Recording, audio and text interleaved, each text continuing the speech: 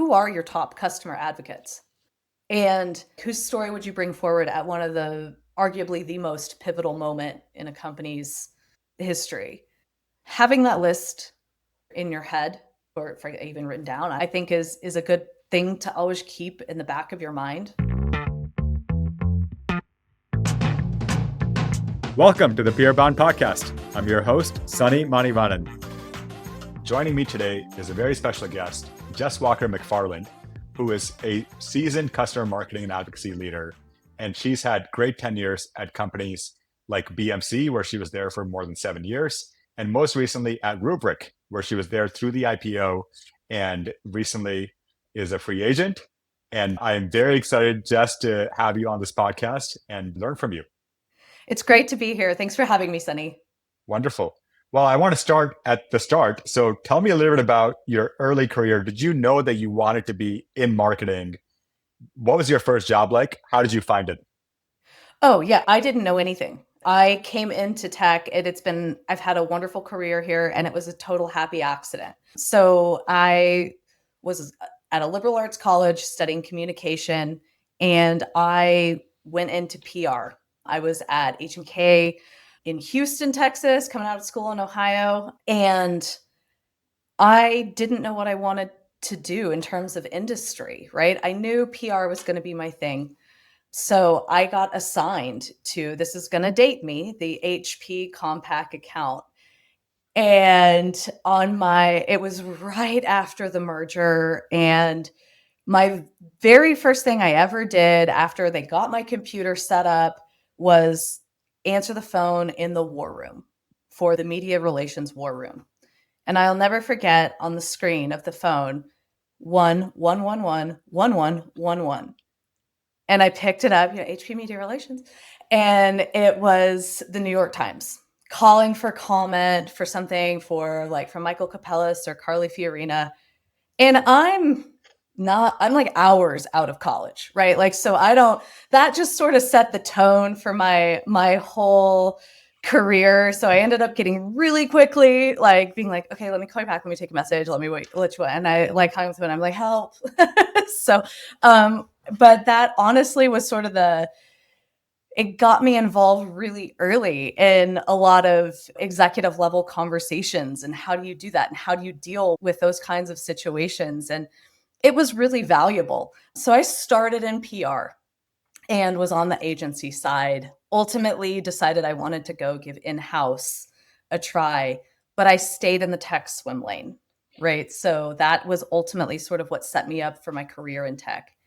And so went over to BMC Software, where I went over in PR and had a variety of different roles over there, ranging from corporate communications to partner communications or PR, and had a really large set of wonderful mentors that were over there that were really helping and coaching me early in my career. And I think it was such a gift because they asked me, like, what are things that interest you? You're coming up. They saw me as high potential. And one of the things that I wanted to do was to go on an expat assignment.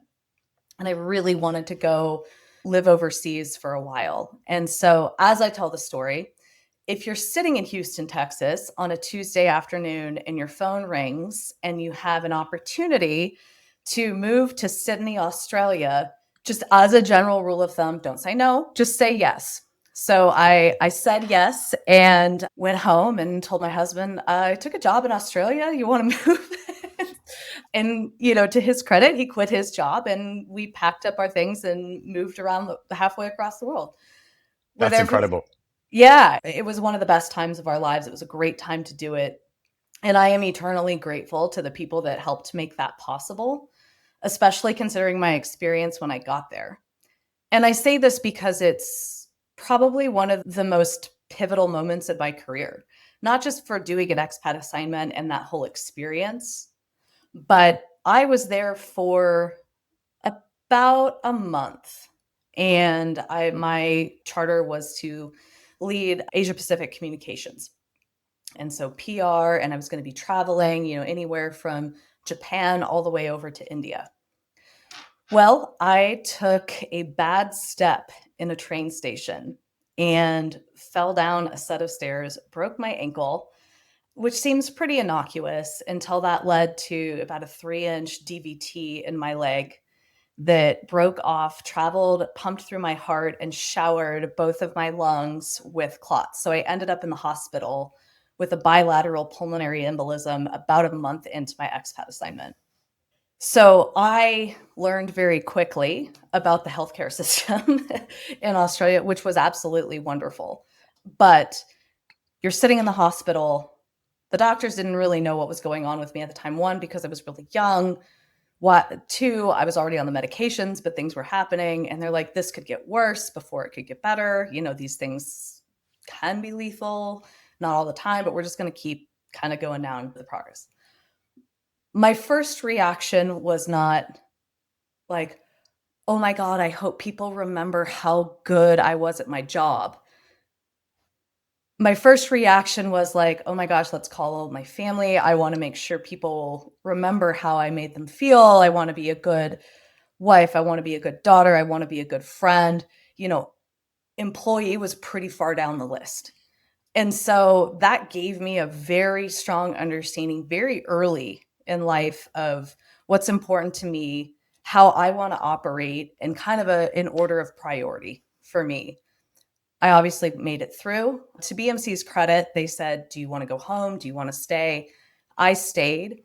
And that was also my first pivot into field marketing, because the treatments at that time where I was in the doctor's office every day for a while, trying to go through that treatment. It also meant that I wasn't going to be able to travel long distances very often. They said, would you like to try field marketing for Australia and New Zealand? And I said, Wow. yeah, let's do that. And that was kind of my first career pivot and how I went into field marketing. Wow. I mean, holy cow. Do you have a background in PR? Because it's been 5 minutes and already I'm on the edge of my seat about it. We're only into 5 years into your career. But I mean, It was a very exciting 5 years, though. it was, We've it is, compound sense. yeah, it is. I mean, it is an incredible beginning of career, and to go through these experiences, I don't want to gloss over the New York Times call, which was just an incredible first moment out of college story for anybody. And, that totally is a trial by fire. And I think that taught you a whole lot of things. But this journey that you went on at BMC and the fact that they supported you throughout this, I think speaks volumes about one, both your resilience, but also about them and how much they valued you and how well they treat their people. But what was that time like when you're in the hospital bed and people don't know what's going on? And you talked about your family, like what was going through your mind at that time? Just day to day, hour by hour, right? It really kind of put the blinders on, just as far as like focusing on yourself and your health. And if you don't have that, you really don't have anything. And so that became just, I was acutely aware of that in that moment. And I'm not the first person, nor am I the last person or only person that this has ever happened to. So it gave me that moment of, okay, I'm going to use the advantage that I have, which is, sort of being young and your attitude and how you choose to deal with these setbacks. I also think that these things do happen for reasons. And if something really bad is going to happen, if you don't learn something from that and try to apply it, then, you can just wallow in that, and bad things happen for reasons. So I tried to like really take that and have lessons from it that I still apply to this day. That's incredible. I mean, yeah, just it changes your perspective. This is such a cliche, but it changes your perspective on living and the value of Mhm. every day that we get to spend on this planet and alive. Yeah, absolutely. And how you choose to spend your time. Totally. Well, let me get back to, so you are now the field marketing manager for Australia and New Zealand. I How am the does field that how marketing does manager. that go, and where do you go from there? I loved it, honestly. It was a wonderful place to get into field marketing, because when you're not in a corporate or headquarter office, at a relatively large company, you see the business at a smaller level. So like I'm in the office with the sales team, the SEs, like the head of A and Z sales. I'm there with finance and accounting and marketing, and all the different facets of the business are there. And in this case, we were in one kind of very large room. And it was just such camaraderie. And you got to see everyone in their element and how they do their job. And so that really gave me a really good understanding of how a business starts to function, not just from a PR perspective and like how you report and put together a press release or work with the media. So that was wonderful. And so I got very close to the sales team and their sales process as well, which was really fun. Had you worked with the sales team before this role? I mean, you've been in marketing, Really? obviously. Yeah. So, but like this closely, what was that experience, that first experience like for you?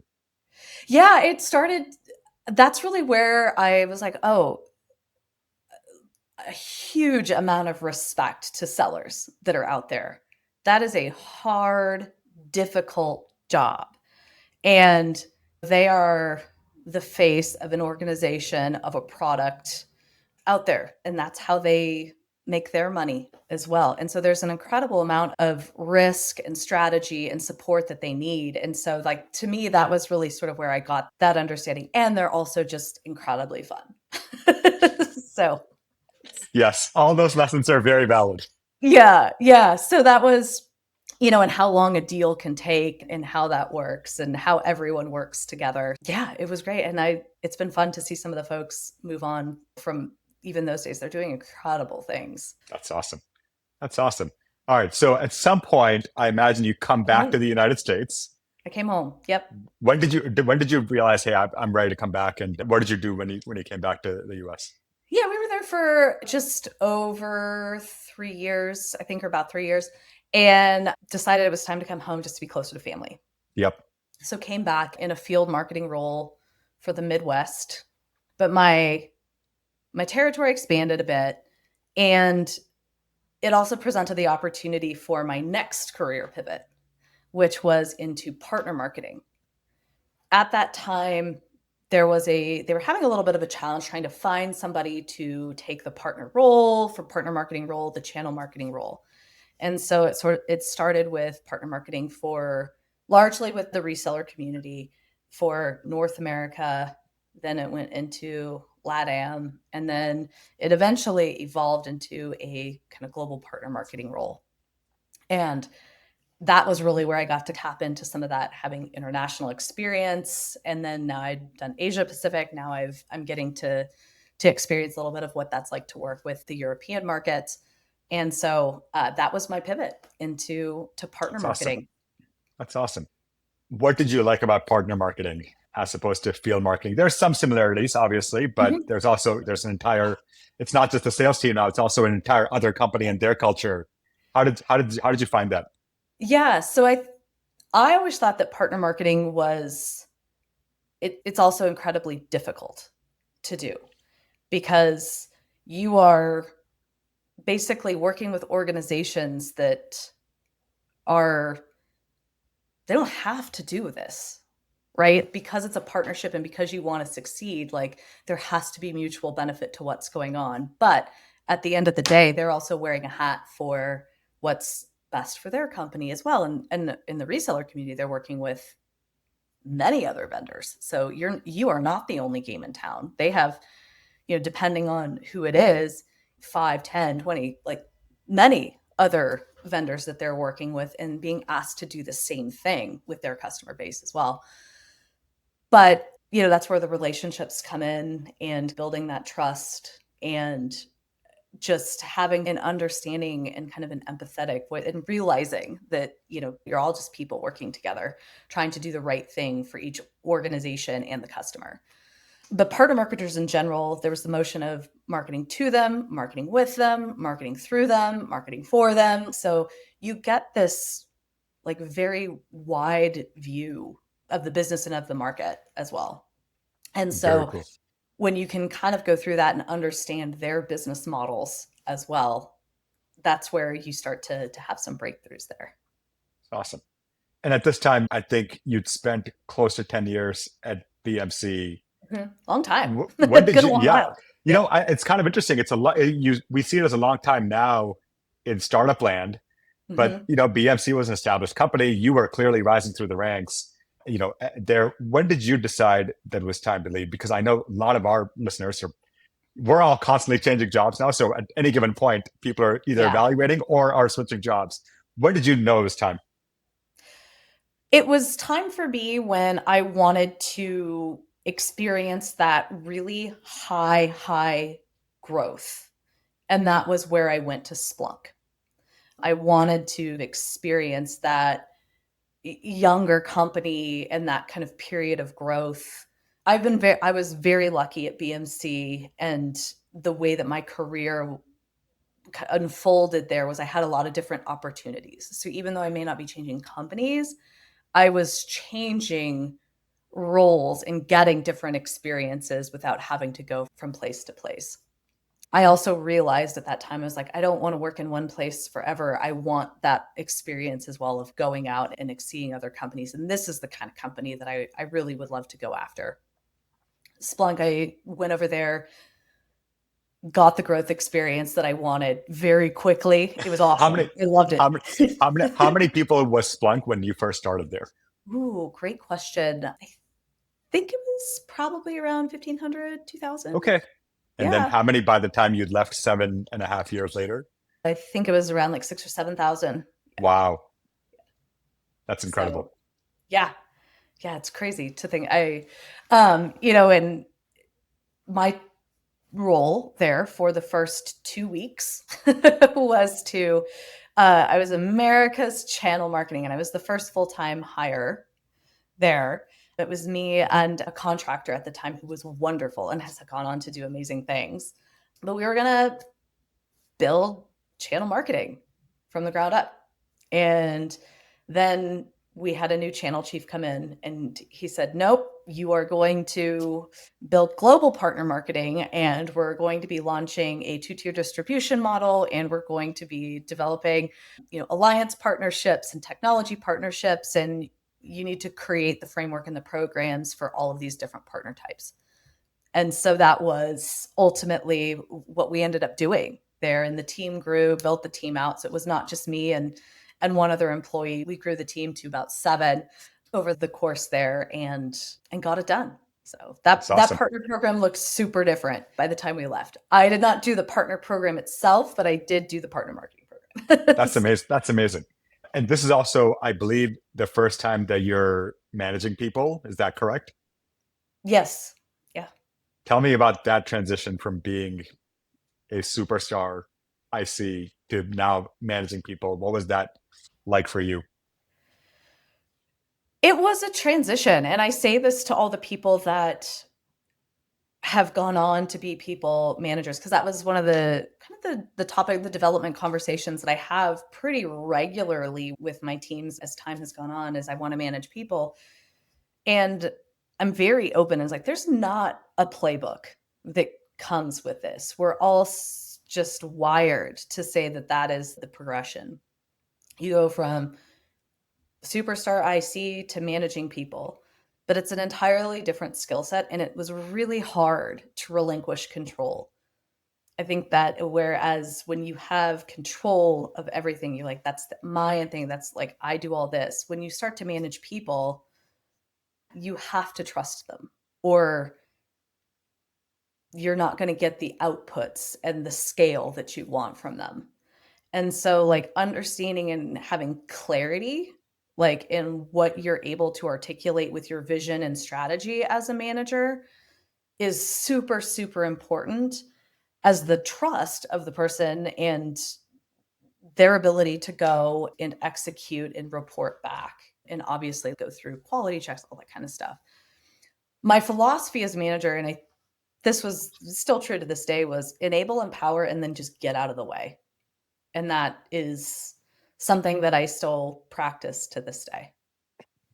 Tell me a little bit more about that. Not to go too deep into management, but this idea of enabling and empowering and getting out of the way is so simple when it's stated like that, but it's so hard to practice every single day.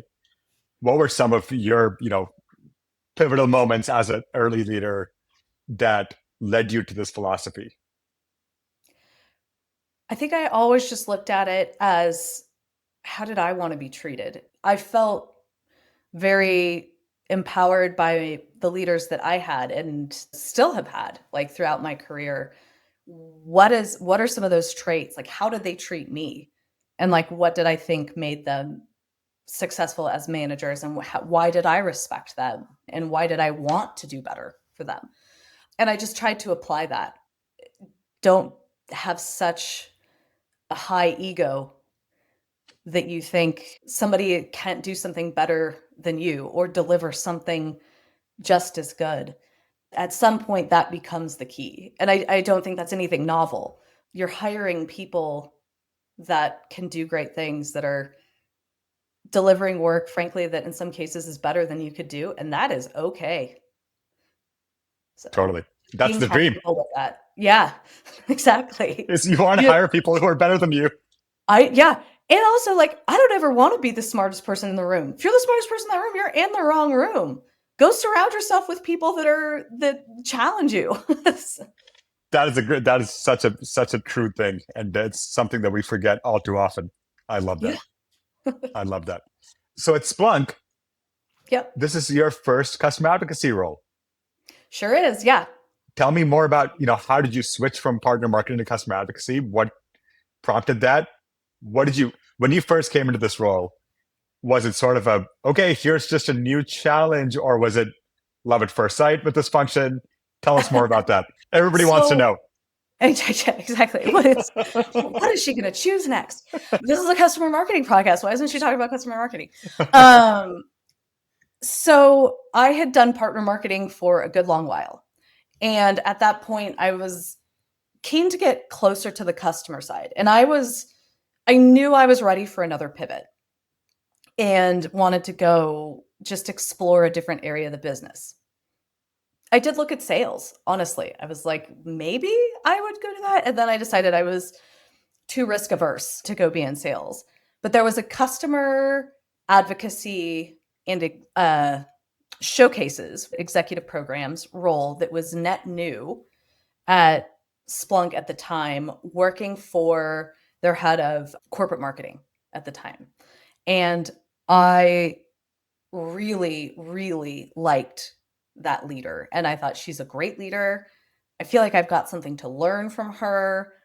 I actually just want to go work and learn from her as a leader and kind of continue this evolution and transformation of the way we're doing customer storytelling, and get this incredible opportunity to go just build out and grow the executive briefing program there. That is awesome. And by the way, this is my rare sidebar on this podcast where I will interject. But what you just said, I think is really underrated advice for career management, is just occasionally, especially in your first 15 years of a career, just follow a leader that you admire. As long as they will have you and you think you can do the job, it doesn't matter whether it's what you did or how you identify yourself as a professional. Just follow them and just go work with them and learn from them. Mhm. And I think it's such sage advice. So I will double down on what you just said, and then now it's back to you.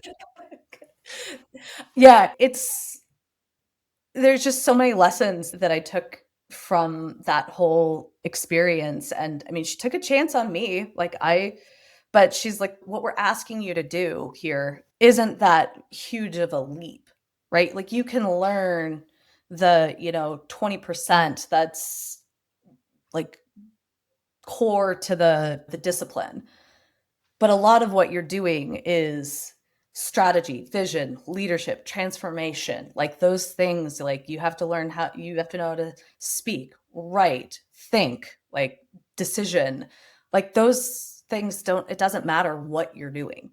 Like, those things apply. How you do these things, the influence that you have cross functionally, the way that you present yourself in meetings, both internally and externally, those things are all the same. And it doesn't change whether you're doing partner marketing or whether you're doing customer marketing. It's your how is incredibly important, just as what. So I love that. my rant. No, I love that. I mean, there's so much. One of the things I love about doing podcasts, and this one in particular, is that you just get to go deeper into topics, and it's almost like, we're not attacking the listener's brain with just here's boom, boom, boom. It's just sort of like let your brain simmer with these ideas. And there's a lot of great ideas to simmer with that you've already shared with us. And then, people take it wherever it takes them. And that's part of what's fun about this format is that we do get to Yeah. go deeper and do it in a sort of more measured, nicer way. All right. So are we now, and by the way, career wise, you have now gone from sort of entry level specialist to senior manager at BMC, and then now from senior manager to senior director at Splunk. Mhm. So talk to Yep. me about the senior manager to senior director journey, because a lot of people, I think, aspire to make that leap. Mhm. But in my view, that's the toughest leap within an organization is from manager to director. I What did you, 100% agree. Yes. what did you have to change? You clearly had to change. What did you have to change? Yeah, so I agree. I think the most challenging leap is from senior manager to director. And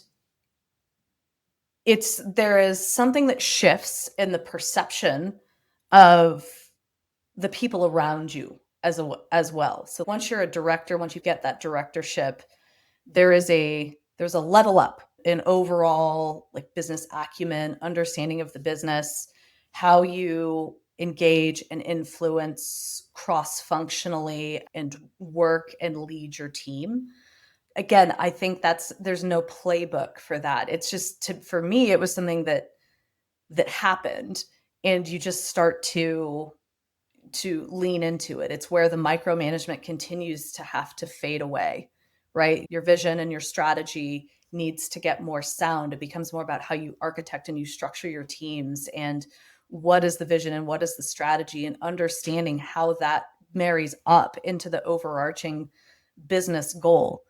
Because I think once you're kind of down in your earlier part of your career, you're focused very much on the tactics and the outputs, and you understand how to measure those. But sometimes you don't always like understand how that families up into like what the board is asking your company to do. And that to me is like why it's always been very important for me to be able to articulate the why are we doing this to the team? Like, I love that. and that is something that I think is super important as a leader, whether it's customer advocacy or whether it's partners or whether it's field marketing. Understanding the why to the most junior person on the team as well as the most senior person on your team is equally as important, because if they understand why what they're doing is important, even if sometimes it seems super pedantic and menial, like they're doing it for a reason and they have to know why that is, not just because somebody was looking for something to do. Totally. I love that. And, look, I didn't play team sports growing up necessarily, but this concept of a team and how do you create that team environment for real within a company where there's not high fives every day. And it can sometimes be hard to figure out why are you doing what you're doing. And then you realize, hey, it's actually my job now. It's the leader's job to go set the tone here and, create a purpose and articulate that purpose. And that took me a long time. Yeah, it is. There is this moment and where you're just sitting there, it's like, okay, people used to tell me what to do. And now, like, I guess if I'm going to sit here and wait for somebody to tell me what to do, I'm going to be waiting a really long time. Totally. I'm probably going to be out of a job soon. Because now your manager is a manager of other managers. And Mhm. that relationship is actually now very different than when Mhm. you had, with your manager when you were an IC. What was that transition like for you? Oh, that was interesting. I felt like that was not as difficult of a transition for me personally, because at that point I had already gotten more comfortable with the kind of like the letting go and the trust.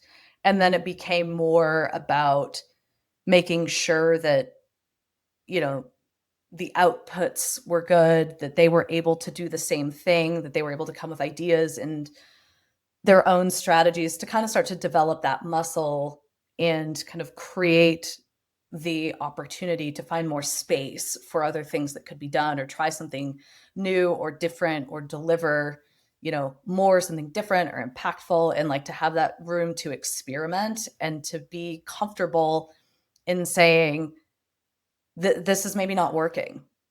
And that's okay, because sometimes you can't see that if you're have like a multi-level team.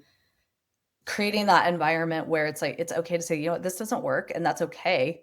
I'd rather you tell me now than in 6 months from now when we've completely missed the target. And like, then it becomes harder to unwind. And then it's like, well, why did you do this for so long? So I think just having that open dialogue and that trust, and like, yes, you celebrate the wins, but also you celebrate, like, don't celebrate the things that aren't working, but don't shy away from it, because bad news Totally. does not get better with time. So Totally. Yeah, that's 100% true. I want to ask you now about Rubrik. So you were there for 3.5 years and more, and you were there through their IPO, which was a new mhm. experience for you. So was Yeah. that something you were looking for? I mean, nobody knows when an IPO is going to happen, but you kind of know what stages companies are before that happens. So tell me about that transition from Splunk to Rubrik. Yeah.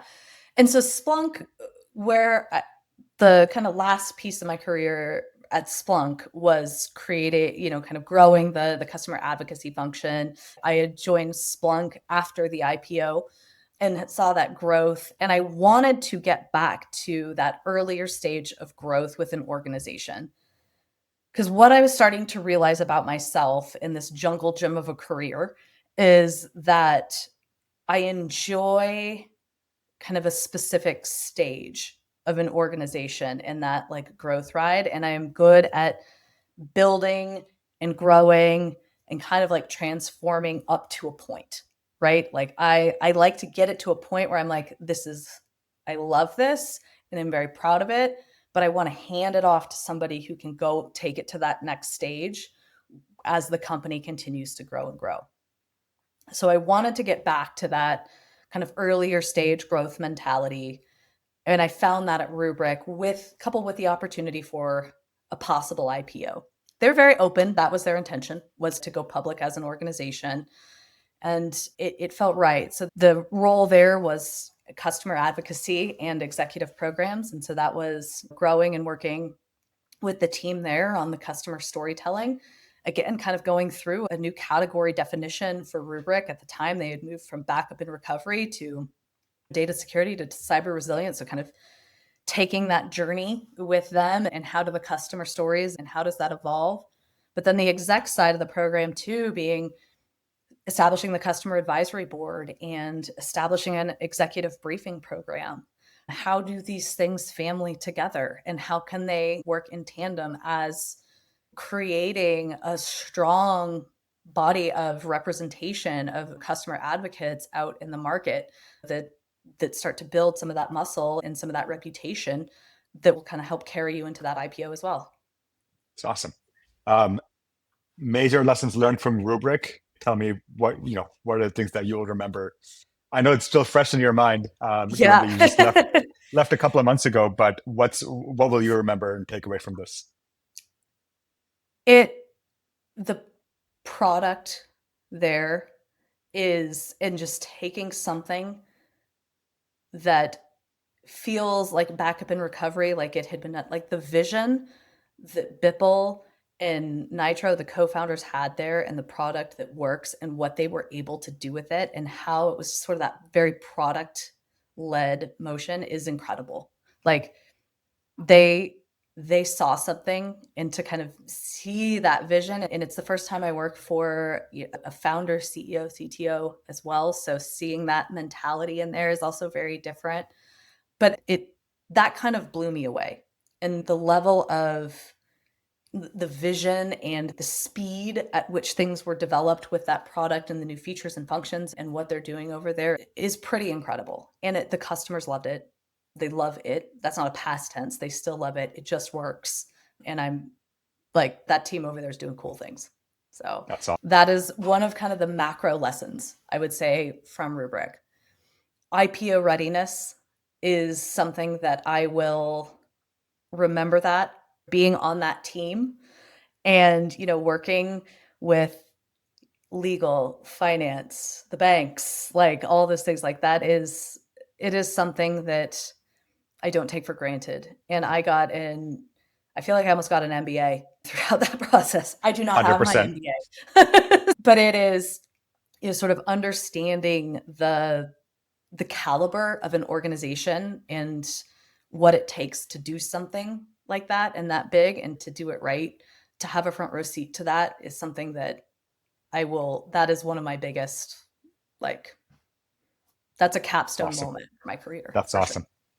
That's awesome. And I know, this is a terrible time in the markets to talk about an IPO, given that public markets have, now dried up. But I strongly suspect they will return at some point in the next year to, or certainly beyond, as the new crop of AI companies starts to get to that scale. What lessons would you give to customer marketing leaders who are maybe going through that process in the near future? What are some things that people would not think about that you think they should think about earlier rather than later? That's a great question. I think always be like, who are your top customer advocates? And who would you bring forward at whose story would you bring forward at one of the arguably the most pivotal moment in a company's history? Having that list in your head, I think, or if even written down, I don't know. So I think is a good thing to always keep in the back of your mind. The outcomes and the delivery of what and the benefit that your product is providing, and how do you articulate that message to somebody who is non-technical is important. So your audience at this point is not a buyer of your product, right? The audience is the finance community, right? Or somebody who's, an investor and who is looking to spend their retirement savings in your organization. Like, take this seriously. Be able to explain clearly, this is what you do, this is the benefit, and here's how you get a sense of what's going on. And especially if you're working with a product that's got many different functions, or there's multiple products in your portfolio, like making sure that you've got each covered, and it's just making sure that you understand your audience too. That's great. That's really great. I think people underestimate how much of a role customers play in the IPO process. And you talked about metrics, but every single part of the company's stories really revolves around its customer stories. Mm-hmm. And marketing is not just a supporting function in IPO readiness. It is a core function, not just to bring this out, but there's a whole roadshow of showing off this company in its best light. And it's incredible that you got to go through that journey. Yeah, it was very cool. And if you get an opportunity to experience that, it's one of the best professional development opportunities and moments that you can have. You're going to learn a lot. That's awesome. That's awesome. Well, wishing our listeners lots of IPOs in the near future. Yeah, absolutely. And wishing that for all of us. Yes.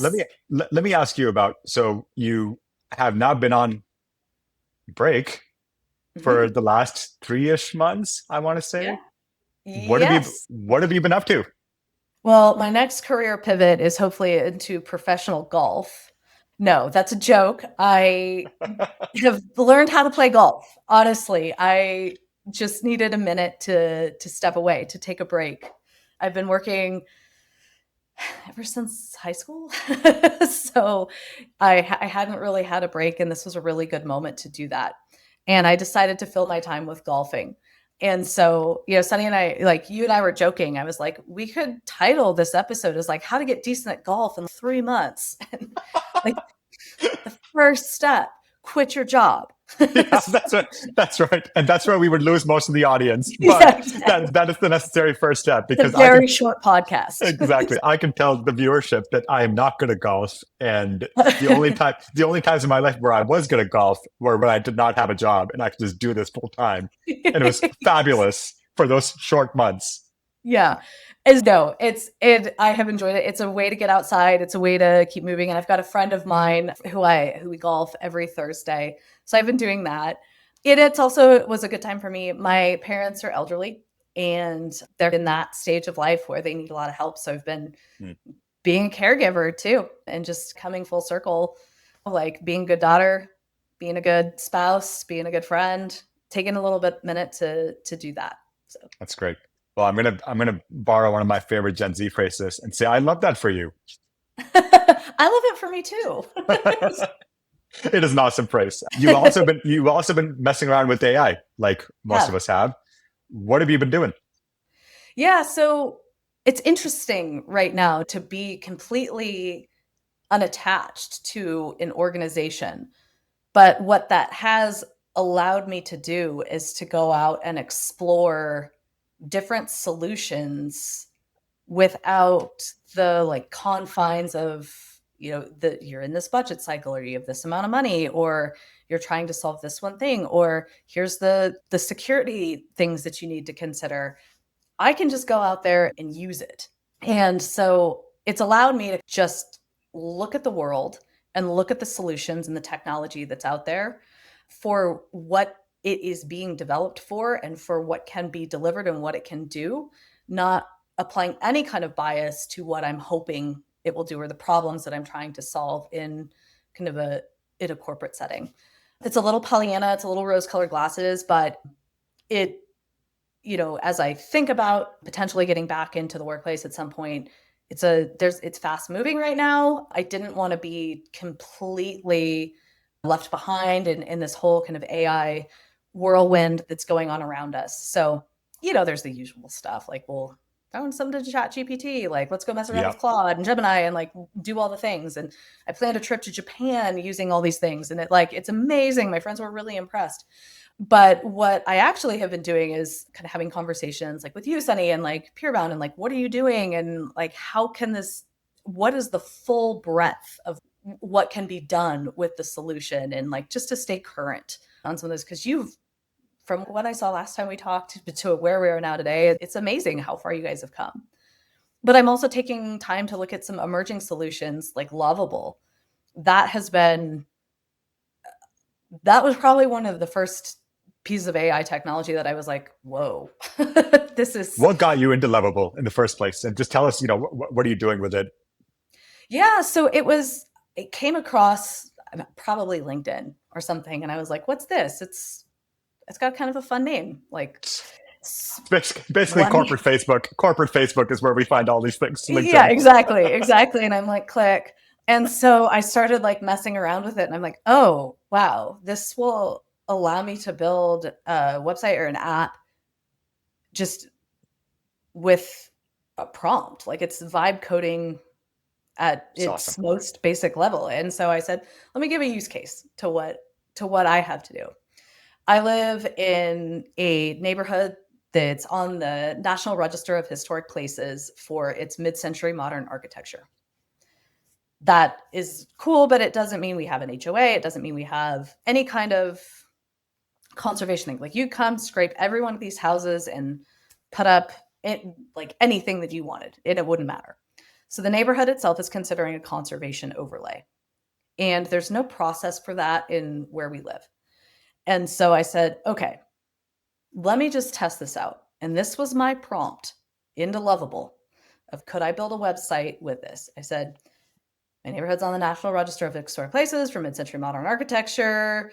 We're considering a conservation overlay. I want to create a website that says, here's the process. Please put a marker in there that says this is where we are on the stage of process. I want a form in order to collect this, where people could put their ideas of things that they want included in the conservation overlay. And the neighborhood has a fair number of elderly people. So I want the site to be easy to navigate. Click. And like 90 seconds later, it built something incredible. It's like, this is a game changer in my opinion. That's incredible. That's very So cool. I mean, and just the types of things that people can do now. yeah. And that was a bad prompt. And it still did well. And that's what you realize. You remember when ChatGPT first came out and there were all these prompt engineering guides? Uh-huh. And I'm confident that 90% of them are obsolete now because it can literally accept the worst inputs and give you reasonably good outputs. Yes. I did do prompt engineering and I have found that useful to be a little bit more savvy, I guess, with what I'm asking it to do and to check me a little bit, because I think there's such a natural tendency. And this is the thing that actually worries me the most about AI is just people just trusting it a little too much. Yeah. And not reviewing and not reading what the output is. And so just like, how do you chunk it out a little bit better so that you can optimize it basically to be a thought Totally. partner? Totally. Critical thinking and the importance of critical thinking goes to a whole new level with AI. Yeah, exactly. The thinking is still important. Yes. Yes. That's right. That's the big takeaway. And you've seen all these deep fakes just like we have and I have on social media. And it was fun to laugh at the boomers a year ago when they couldn't tell these deep fakes apart from the real deal. But now they're getting me. The deep fakes are getting me too. I can't even tell when half of the stuff is real. It's terrifying. So brave new world, no doubt. It totally is. It totally is. But there's a lot of smart people out there. There's a lot of really cool tools that are coming to the fore and that are really going to help customer marketers in general. And I would encourage Yep. everybody to keep playing with them while you can, personally, or as the tools are kind of go through security in the workplace. It's going to help. I keep like trying to explain this. I was like, this is like our parents when they got the internet or like they got email, and what are you going to do? Like, I have an outbox, like an inbox. I'm like, okay. Like, yeah, I remember the AOL dial-up era. Yeah. Interoffice mail, like all that kind of stuff. So good. Yeah, we're the next generation of that, no doubt. Jess, I want to ask you just one last question, given that this is the Peerbound podcast. I always ask our guests for recommendations for their peers. So I'll ask you on a personal front, any book or movie recommendations that you have for our audience? Ooh, great question. As you can imagine, I have a lot of time on my hands right now, or more time than, and one would hope I've maybe read more than I have.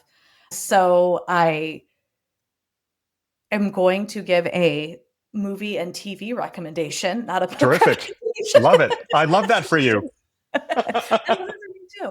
No, so oh my God, I'm totally blanking on the name. We just started it. It just came out, and it's on Netflix. It's with Nick Offerman.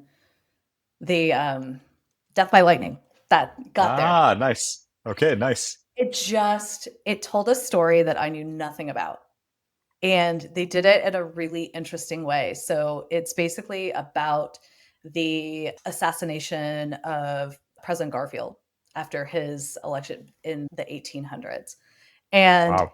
I knew nothing about this. And they do it in such a unique way where it's a historical piece. It's historically accurate, but they tell the story like it's a normal show. It's not a documentary. It's all scripted. So, just I think it is a true story in the end. So I think it's like a 4-episode like mini series or something like that. But it's a really interesting take on storytelling, and I think it brought a fresh perspective to something that I haven't seen before. Wow. Amazing. Okay. Can't wait to watch that. Yeah. It's fabulous. Well, Probably listen, not Jeff, what you thought I was going to say. no, this is a completely new thing in my life, and it sounds fascinating. So I will have to go check it out. But listen, Jess, such an honor to have you on the podcast, and I will be watching to see where you go next. We're all rooting for you and your golf game, which is emerging and Very important. on a tear apparently. But thank you so much for sharing just your insights. And some of these episodes we chuck into topics, but just as we went through your career, all these topics just naturally fell out. And it was a pleasure to kind of learn from your journey, and excited to see where the next leg takes you. Yeah, thank you for having me. It was a lot of fun. And yeah, if anybody wants to connect on LinkedIn, just have a chat. I'm always willing to share any insight or knowledge that I have. But no, look forward to connecting with folks, and thanks again. Fabulous. Thanks, Jess. All right, take care. Bye.